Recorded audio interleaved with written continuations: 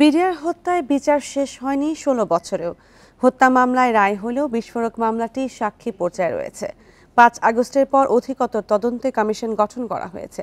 সাবেক প্রধানমন্ত্রী শেখ হাসিনা সহ ৫৮ জনের বিরুদ্ধে অভিযোগ দায়ের হয়েছে আন্তর্জাতিক অপরাধ ট্রাইব্যুনালে। বিচার দ্রুত শেষ করতে প্রধান বিচারপতির প্রতি আহ্বান জানিয়েছেন আইনজীবীরা।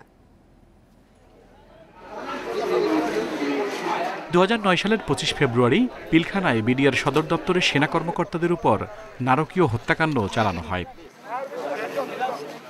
এ হত্যাকাণ্ডে মামলা হয় দুটি, একটি হত্যা ও আরেকটি বিস্ফোরক আইনে। হত্যা মামলাটি বিচারকী আদালত ও হাইকোর্টের রায়ের পর এখন আপিল বিভাগে বিচারাধীন। হত্যা মামলায় অনেকে খালাস পেলেও বিস্ফোরক আইনে মামলা থাকায় মুক্ত হতে পারেনি অনেকে।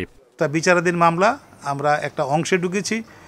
আমরা এই বিচারটাকে চলমান রাখা, এইটার সাক্ষ্য উপস্থাপন করা বা এই কার্যক্রমটাকে এগিয়ে নেওয়ার বিষয়ে আমরা এখানে কার্যকরী অবস্থানে আছি। ৫ আগস্ট রাজনৈতিক পট পরিবর্তনের পর বিডিআর গণহত্যা তদন্তে জাতীয় স্বাধীন কমিশন গঠন করা হয়েছে। মামলার অবস্থানটাকে অক্ষুণ্ণ রেখে তদন্ত কমিশন তদন্ত করবে এবং তাদের টার্মস রেফারেন্সে পরিষ্কার করে বলে দেওয়া হয়েছে যে তারা কি বিষয়ে তদন্ত করবেন।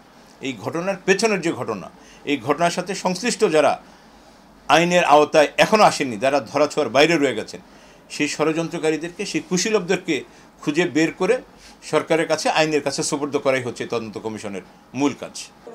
সাবেক প্রধানমন্ত্রী শেখ হাসিনা সহ ৫৮ জনের বিরুদ্ধে আন্তর্জাতিক অপরাধ ট্রাইব্যুনালে অভিযোগ দায়ের করেছেন নিহত সেনা কর্মকর্তাদের পরিবারের সদস্যরা। হাইকোর্ট ডিভিশনের একটি আদেশে সরকার একটি সেপারেট তদন্ত দায়িত্ব দিয়েছেন সরকারের একটি কমিশন করে।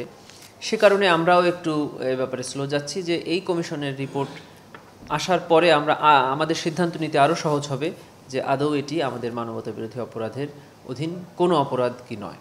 এরই মধ্যে ২৫ ফেব্রুয়ারিকে ঘোষণা করা হয়েছে জাতীয় শহীদ সেনা দিবস হিসেবে।